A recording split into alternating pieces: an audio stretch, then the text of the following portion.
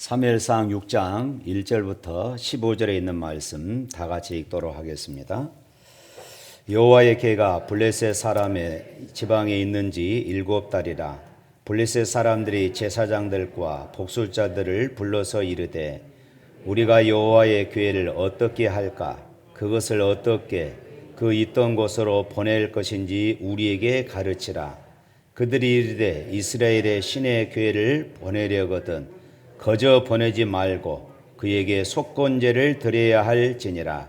그리하면 병도 낫고 그의 손을 너희에게서 옮기지 않는 이유도 알리라 하니 그들이 이르되 무엇으로 그에게 드릴 속건제를 삼을까 하니 이르되 블레셋 사람의 방백의 수요대로 금 독종 5과 금쥐 5마리라야 하리니 너희와 너희 통치자에게 내린 재앙이 같음이니라. 그러므로 너희는 너희의 독한 종기의 형상과 땅을 해롭게 하는 쥐의 형상을 만들어 이스라엘 신께 영광을 돌리라. 그가 혹 그의 손을 너희와 너희의 신들과 너희 땅에서 가볍게 하실까 하노라. 애굽인과 바로가 그들의 마음을 완악하게 한 것 같이 어찌하여 너희가 너희의 마음을 완악하게 하겠느냐. 그가 그들 중에서 재앙을 내린 후에 그들이 백성을 가게 함으로 백성이 떠나지 아니하였느냐. 그러므로 새 수레를 하나 만들고 멍에를 메어보지 아니한 전날은 소 2마리를 끌어다가 소의 수레를 메우고 그 송아지들을 떼어 집으로 돌려보내고 여호와의 궤를 가져다가 수레에 싣고 속건제로 드릴 금으로 만든 물건들을 상자에 담아 궤 곁에 두고 그것을 보내어 가게 하고 보고 있다가 만일 궤가 그 본 지역 길로 올라가서 베세메스로 가면 이 큰 재앙은 그가 우리에게 내린 것이요 그렇지 아니하면 우리를 친 것이 그의 손이 아니요 우연히 당한 것인 줄 알리라 하니라. 그 사람들이 그같이 하여 전나는 소 2를 끌어다가 수레를 메우고 송아지들을 집에 가두고 여호와의 궤와 및 금쥐와 그들의 독종의 형상을 담은 상자를 수레 위에 실으니 암소가 베세메스 길로 바로 행하여 대로로 가며 갈 때에 울고 좌우로 치우치지 아니하였고 블레셋 방백들은 베세메스 경계까지 따라가니라. 베세메스 사람들이 골짜기에서 밀을 베다가 눈을 들어 궤를 보고 그 본 곳을 기뻐하더라. 수레가 베세메스 사람 여호수아의 밭 큰 돌 있는 곳에 이르러 선지라. 무리가 수레의 나무를 패고 그 암소들을 번제로 여호와께 드리고 내이는 여호와의 궤와 그 궤와 함께 있는 금 보물 담긴 상자를 내려다가 큰 돌 위에 두매 그날에 베세메스 사람들이 여호와께 번제와 다른 제사를 드리니라. 아멘.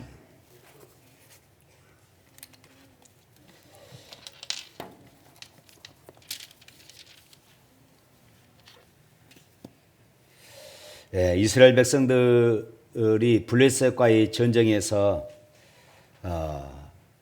패했다 하는 것들을 말씀을 드렸지요. 그것으로 인하여서 엘리와 그리고 엘리의 2 아들 홈니와 비느하스가 죽고 그리고 그들이 그렇게 전쟁에서 승리하기 위해서 언약궤를 전쟁터에 가지고 갔는데 그것마저도 빼앗겨 버렸다. 지난주에 그것을 말씀을 드렸습니다.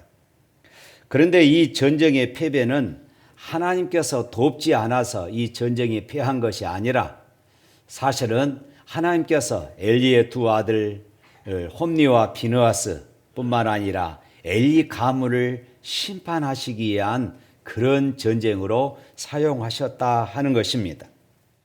홈니와 비느하스 이들은 하나님의 재물을 탈취하고 성전에서 봉사하는 여인들을 희롱하며 하나님의 제사를 멸시했던 이 엘리의 2 아들들 결국은 전쟁터에서 죽고 말았습니다.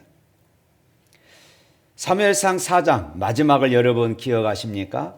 만삭인 비느하스의 아내가 시아버지 엘리와 그리고 자기 남편이 전쟁터에서 죽었다는 이 소식을 듣고 이제 출산을 하게 되어지는데 그 아이의 이름을 이가봇이다 이렇게 지었습니다. 이가봇이라는 뜻이 뭐라고 그랬어요? 하나님의 영광이 떠났더라. 하나님의 영광이 떠났다 이렇게 이름을 짓습니다. 이제 사무엘상 5장에서는 하나님의 언약궤가 블레셋 땅의 전리품으로 포로로 그렇게 끌려가는 장면들이 나옵니다. 그리고 하나님의 언약궤가 블레셋 땅에서 어떤 일을 행하시는지 그 내용들이 기록되고 있습니다. 그리고 6장에서는 이 언약궤는 스스로의 능력으로 다시 돌아오지요.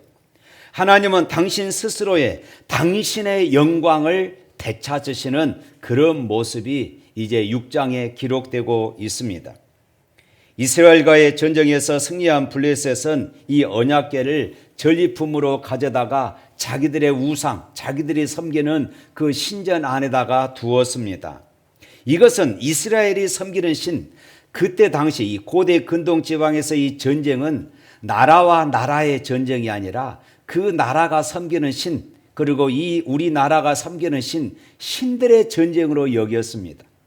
그래서 만일에 우리가 이 전쟁에서 이겼다 그러면은 그 나라의 신을 끌어다가 우리나라 신전에다가 그렇게 두는 것입니다. 전리품으로 그렇게 두는 것이에요.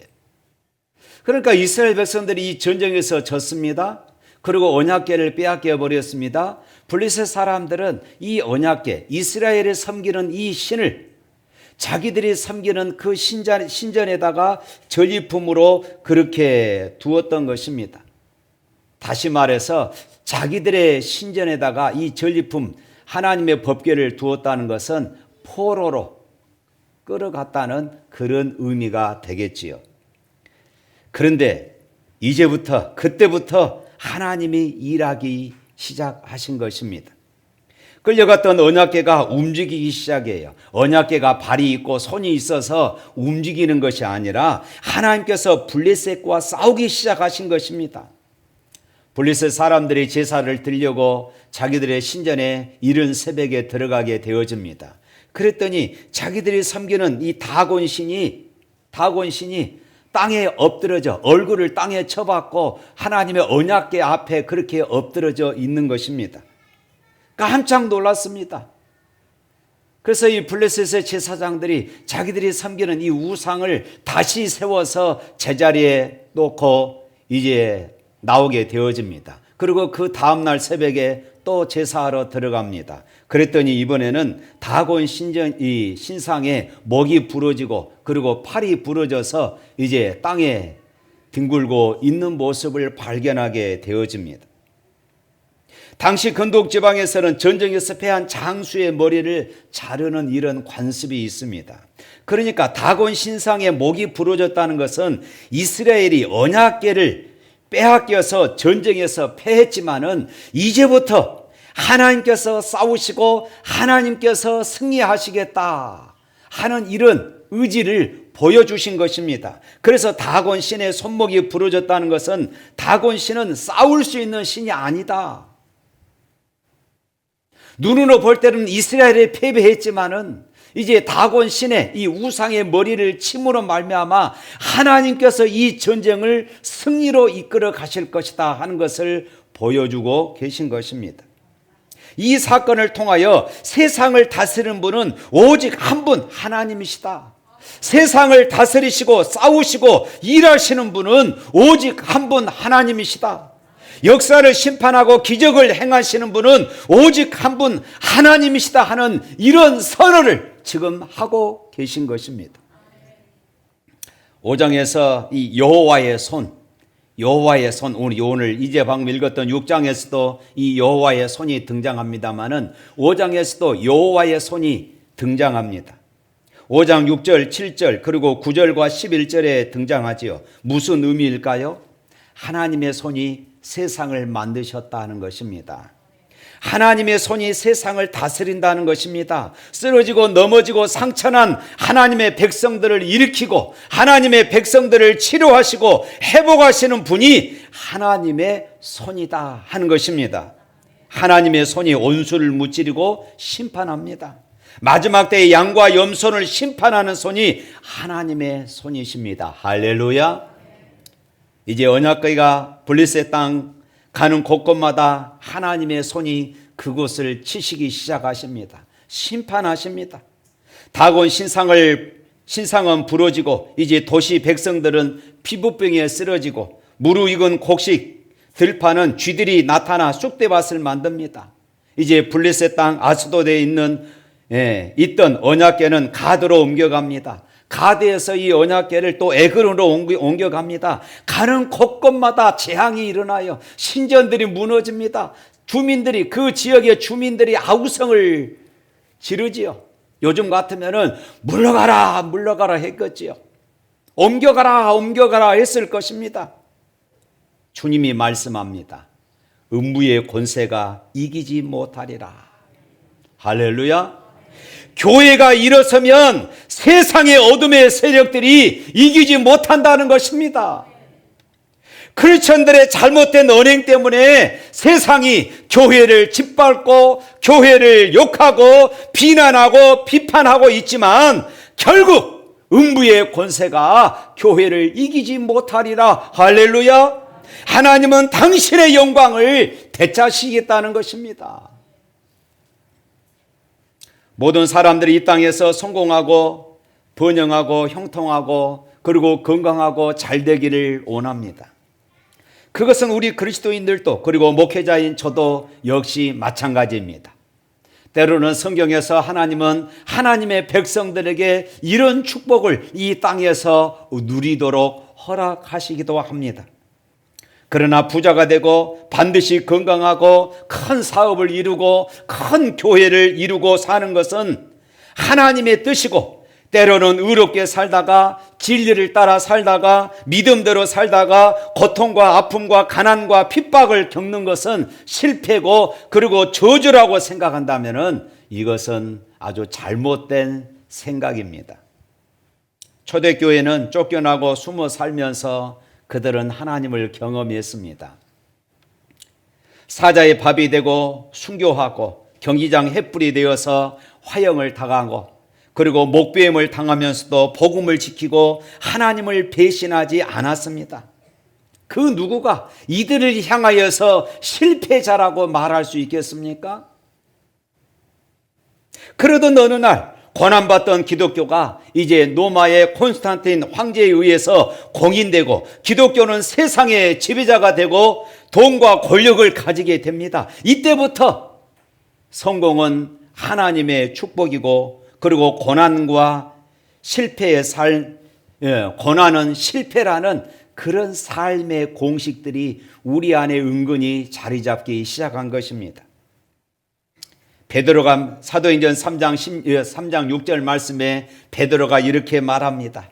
은과 금은 내게 없거니와 내게 있는 이것을 내게 주노니 나사렛 예수 그리스도의 이름으로 일어나 걸으라. 할렐루야.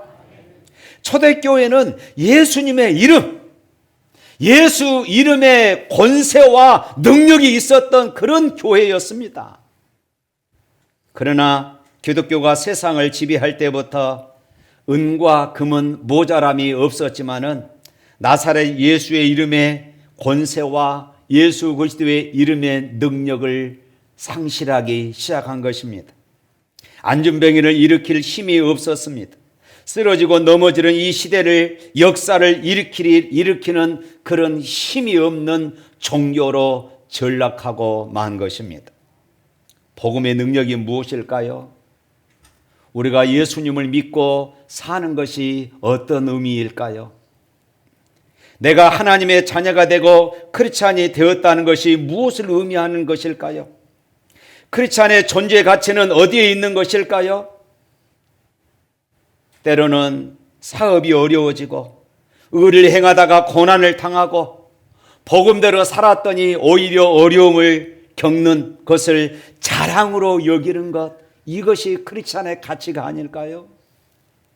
건강할 때도 하나님께 감사하고 병 중에도 실망하지 아니하고 불평하지 아니하고 하나님을 의지하는 것, 이것이 진정한 그리스도인이 아닐까요? 2차 세계대전 당시 독일의 아우슈비츠 수용소에서 수많은 유대인들이 학살을 당합니다. 수용소 내에 1000명을 한꺼번에 질식사시킬 수 있는 그런 가스실이 있습니다. 1000명을 한 번에 질식시킬 수 있는 가스의 양은, 이 독가스의 양은 5kg 정도 된다고 그럽니다. 이런 독가스를 2년 동안 1만 kg을 사용했으니 얼마나 많은 그리스도인들이 비참하게 죽었겠습니까? 이런 비참한 현실 속에 유대인들이 부르짖는 질문이 있습니다. 하나님이 어디 계십니까? 왜 이런 고난을 허락하십니까? 하나님은 과연 살아계십니까? 이것이었습니다. 시간이 지나서 이제 연합군이 이 수용소를 탈환한 후 그곳을 조사하다가 벽에 쓰인 글을 보며 깜짝 놀랐습니다. 그곳에 찬송가 가사가 적혀져 있었습니다. 하늘을 두루마리 삼고 바다를 먹물 삼아도 한없는 하나님의 사랑 다게로 갈 수 없겠네. 하나님의 크신 사랑 그 어찌 닿았을까? 저 하늘 높이 쌓아도 채우지 못하리. 이 찬양 가사가 쓰여져 있는데 이 연합군이 깜짝 놀란 한 구절이 있었습니다. 그리고 맨 마지막에 이렇게 쓰여져 있었다고 그럽니다. 하나님은 여기에 계십니다. 하나님은 여기에 계십니다. 견딜 수 없는 고통 속에서 그들을 떨게 만들었던 것은 고문과 학살이 아니라 과연 하나님이 함께 계시며 자신들을 사랑하시는지에 대한 회의와 갈등이었습니다. 그렇지만 시체가 타는 냄새로 가득한 화장터 같던 상황에서도 하나님은 여기 계십니다. 하나님은 살아계십니다. 라고 고백하며 죽어갔던 유대인들이 무수히 많았다는 것입니다. 보십시오. 이스라엘 백성들은 믿음을 잃어버리고 하나님을 멸시할 때에 하나님의 언약궤는 이방인에게 전리품으로 그렇게 끌려갑니다. 하나님의 언약궤가 집을 잃어버리고 사람의 손으로 만든 우상 다곤 신전의 포로로 그렇게 끌려가 버렸습니다. 하나님의 영광인 수모를 겪습니다. 이스라엘 백성들의 그 못난 신앙 때문이었습니다. 그러나 여기서 여호와의 종교가 끝장난 것이 아니었습니다. 바로 그곳에서 하나님은 살아계시다, 하나님은 역사하고 계시다는 것을 지금 보여주고 계신 것입니다. 블레셋 사람들은 언약궤를 이제 더 이상 블레셋 땅에 둘 수 없다고 그렇게 판단되어져서 언약궤를 이스라엘 땅 베스메스로 돌려보내기로 그렇게 회의를 모읍니다. 그러면서 장궤를 부릅니다. 이 모든 일을 우연으로 돌려버리자는 것입니다. 이스라엘을 섬기는 이 여호와가, 이 신이 이런 재앙을 우리 지역에 내렸다 이렇게 말하지 말고 우연히 이런 일들이 일어났다고 우리 이야기하자. 하나님의 살아계심을 부정하자고 이야기합니다. 하나님의 역사하는 손을 부정하자고 이야기합니다. 그러면서 오늘 본문 6장 7절 말씀에 그렇게 말하지요. 7절 읽어볼까요? 그러므로 새 수레를 하나 만들고 멍에를 메어보지 아니한 젖나는 소 2마리를 끌어다가 소의 수레를 메우고 그 송아지들을 떼어 집으로 돌려보내고 수레를 만듭니다. 멍에를 한 번도 메어보지 아니한 소에게 이제 멍에를 매게 만듭니다. 뿐만 아니라 이제 젖을 떼지도 않는 새끼가 또 있는 것이에요. 젖먹이 송아지를 우리에 가두어 둡니다. 그리고 이 2마리가 베세메스로 똑바로 가면은 이것은 하나님이 하신 일이다. 그러나 다른 길로 간다든지 곁길로 간다든지 이 두 소가 다른 길로 간다든지 아니면은 또 자기 송아지 새끼에게 돌아가면은 이것은 우연히 일어난 일이다. 그렇게 결정을 합니다. 세상 모든 사람들에게, 그리고 이 백성들에게, 블레셋 사람들에게 보라, 하나님은 안 계신다. 이스라엘 백성들이 섬기는 신은 죽었다. 모든 것이 우연이다. 이렇게 말하고 싶었던 것입니다. 그래서 이 두 마리 암소가 베세메스로 가는 것을, 이 확률을 제로로 만드는 것입니다. 생각해 보십시오. 멍에를 한 번도 매보지 않는 소가 지금 수레를 끈다는 것은 시골에서 살았던 분들은 다 아실 것입니다. 불가능한 일입니다.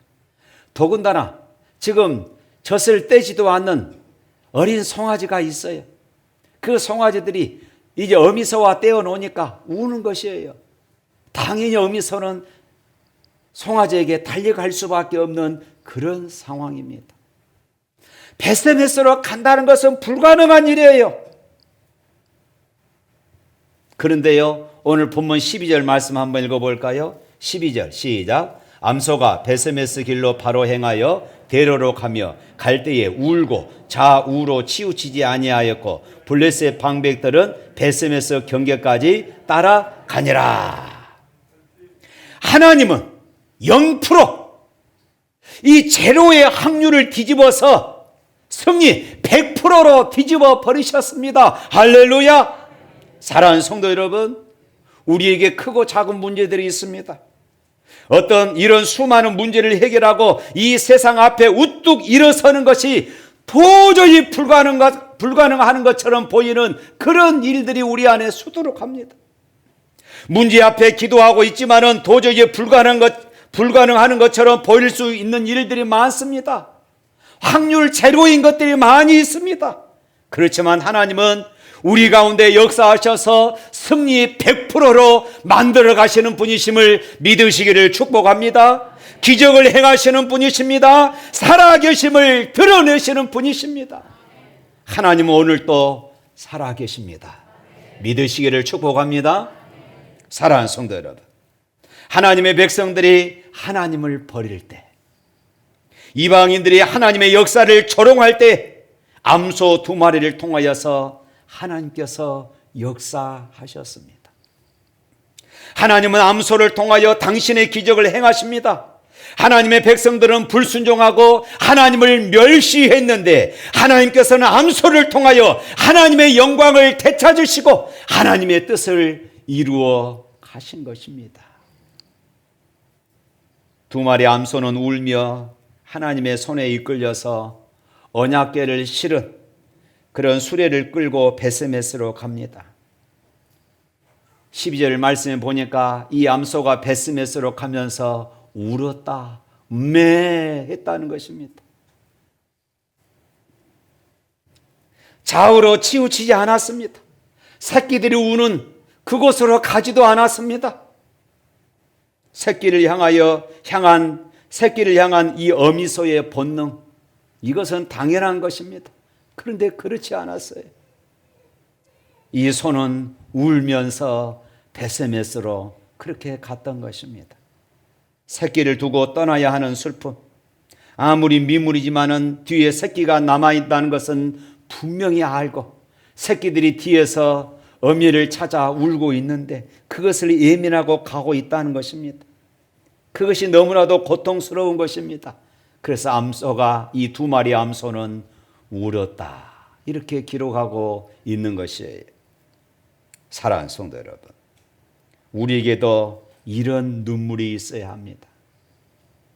내가 형통해서 우는 눈물 말고, 때로는 우리가 자존심 상하지만은, 초라하게 짝이 없어 보이지만은 나는 믿음대로 살리라, 나는 믿음을 지키며 살았다, 이 신앙 때문에 흘리는 그런 눈물이 우리에게 있어야 해요. 내 안에 살아계신 하나님 때문에, 내가 하나님의 자녀가 되었다는 감격 때문에, 예수님이 나를 보내지 않았다는 사실 때문에 흘리는 눈물, 때로는 병들고 가난해지고 초라해진 모습 속에서도 나는 당당히 믿음을 지켰다는 이 사실 때문에 흘리는 눈물이 있어야 합니다. 때로는 은혜 받아서 우는 눈물, 성령 충만해서 흐르는 그런 눈물, 그리고 주님과 동행해서 우는 눈물이 오늘 이 땅을 살아가는 우리 그리스도인들에게 있어야 할 줄로 믿습니다. 때로 우리는 예수님을 믿다가 손해보고 고난을 겪을 때에 아파서 울기도 하지만은 그래도 자신이 하나님을 버리지 않았다는 이 감격의 눈물, 고난 중에도 하나님이 나와 함께 하셔서 능히 이기게 하신다는 그런 믿음을 가지고 흘리는 그런 눈물, 바로 이것입니다.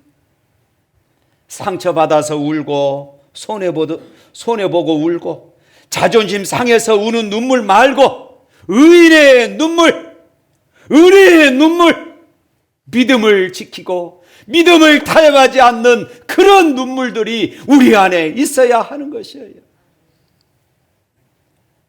사랑하는 성도 여러분, 오늘 우리에게도 빼앗기지 말아야 할, 절대로 우리가 잃어버리지 말아야 할 언약계 영광의 이름들이 있습니다. 나는 하나님의 자녀다. 이거 빼앗겨서는 안 됩니다.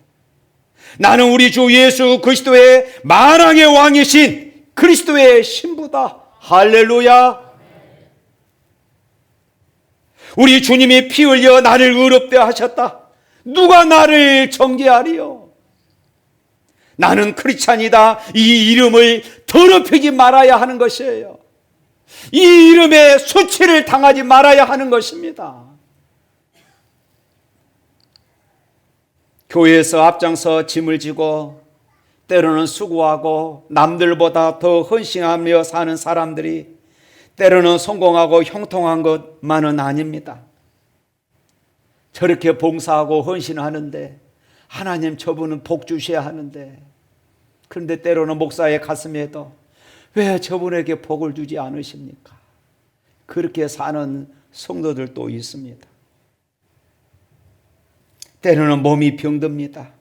그러나 여러분, 그때가 바로 십자가 신앙을 붙들고 하나님께 영광을 돌릴 기회임을 믿으시기를 바랍니다. 자녀들에게 내 신앙은 이런 것이다. 예수 믿는 그런 사람들 앞에서 우리의 신앙은 바로 이런 것이다. 이런 흔적들을 우리가 가지고 있어야 하는 것입니다. 내가 성공하고 잘 되는 가운데서 신앙생활하는 것은 누구나 다 할 수 있어요. 그러나 내가 실패하고 내가 고난 중에서 우리의 신앙을 지켜간다는 것은 쉬운 일이 아닌 것입니다. 그러나 우리가 당당하게 그런 가운데서도 나는 하나님의 자녀다 외칠 수 있어야 할 줄로 믿습니다. 그것이 바로 복음의 능력이고 그것이 바로 십자가의 신앙입니다. 사랑하는 성도 여러분, 하나님을 존중하지 않고 멸시했던 이스라엘 백성들,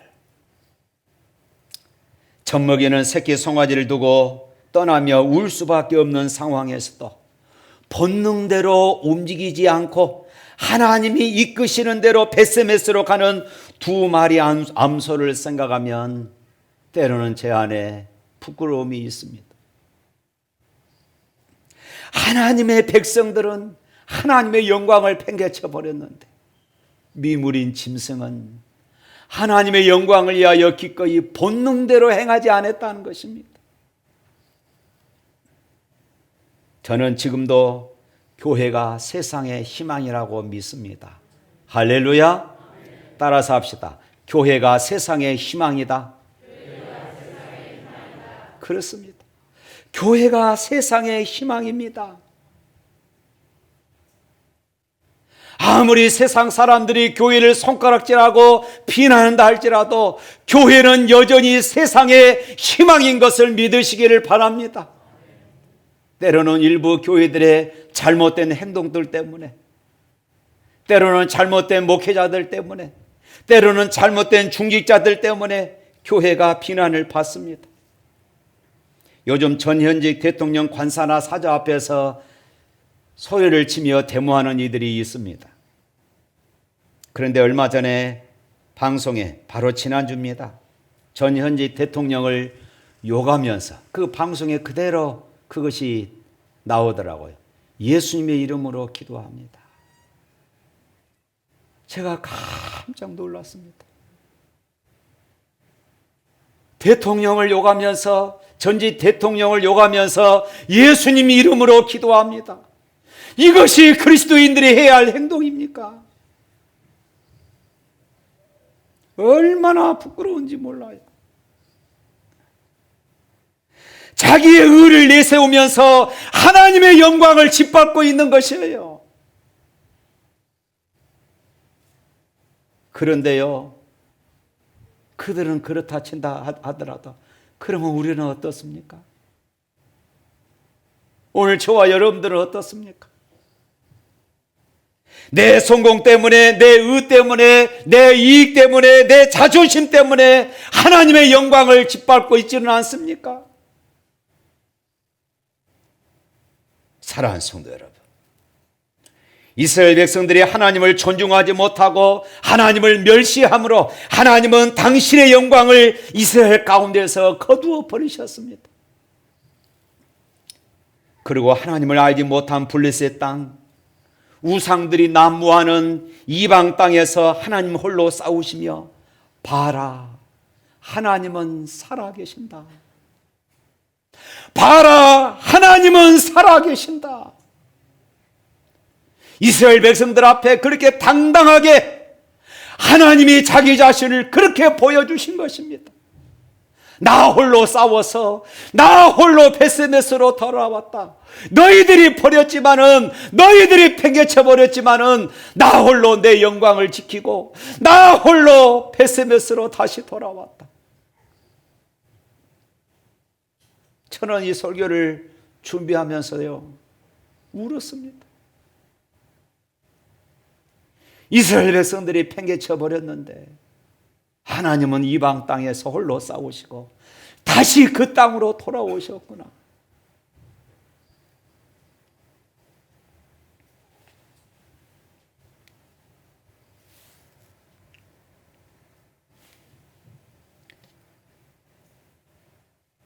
사랑하는 성도 여러분,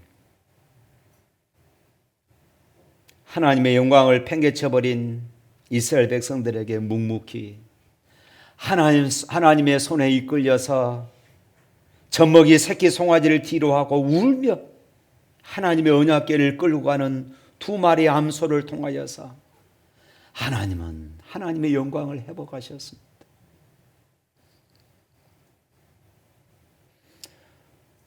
베스메스로 향하는 두 마리 암소를 통하여 우리는 많은 것을 생각하게 합니다.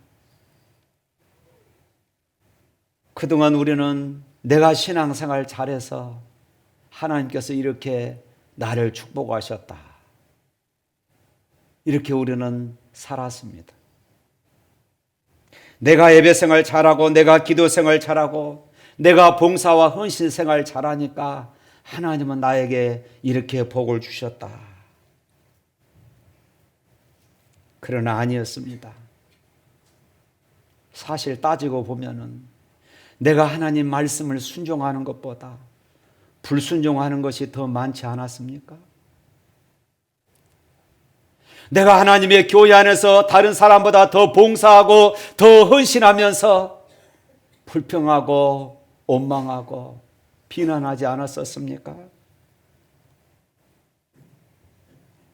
오래 신앙생활을 했다는 것 때문에 더 주님의 인격을 닮아가는 것이 아니라 우리의 신앙이 형식적인 신앙에 머물러 있지는 않았었습니까?